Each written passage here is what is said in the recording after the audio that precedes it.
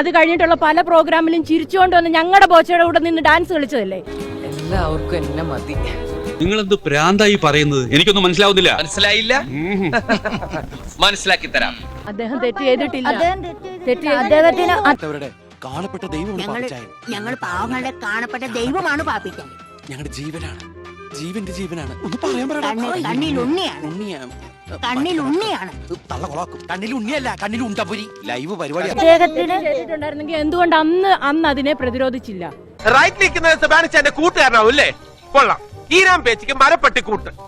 ഒരു സ്ത്രീയോട് ഒരു അപമര്യാദ കാണിച്ചെങ്കിൽ അന്നേരം പ്രതികരിക്കണം. അന്നേരം പ്രതികരിക്കാതെ ഇപ്പൊ എന്തിന് 4, 5, 6 മാസത്തിന് ശേഷം എന്തിനിപ്പം പ്രതിരോധിക്കുന്നത്? എന്നിട്ടിപ്പോ ഓരോ നുണക്കഥകളും കൊണ്ട് വന്നിരിക്കുന്നു. നുണക്കഥ ഉണ്ടാക്കുന്ന ഇവനാ. സ്ത്രീകൾക്ക് എല്ലായിടത്തും നല്ല ഗവൺമെന്റ് നല്ല ഇത് തന്നിട്ടുണ്ട്.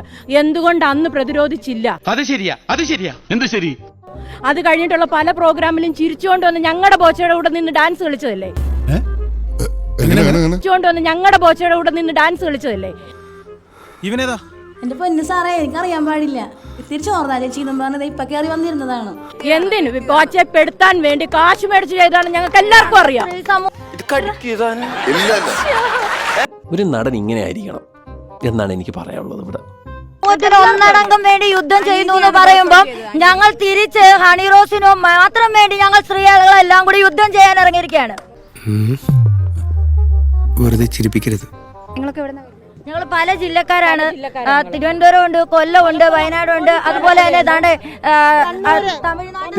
തിരുപ്പൂരിൽ നിന്ന് പോലും ആൾക്കാർ വന്നിട്ടുണ്ട് ബോച്ചയ്ക്ക് വേണ്ടി. തമിഴാ? അതെ. എന്താ വന്നേ? ഇതിന് കൂട്ടുനിന്ന കോടതി, സ്ത്രീകൾക്ക് വേണ്ടിയിട്ട് ഞാൻ പറയുക.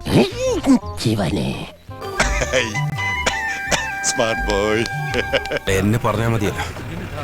നിന്നെയൊക്കെ തീറ്റിപ്പൊച്ച സമയത്ത് 3 ആനകൾ വാങ്ങിയിരുന്നെങ്കിൽ തൃശ്ശൂർ പൂരത്തിനോട് നിർത്തി കാശുണ്ടാക്കാമായിരുന്നു. അപ്പൊ ശരി.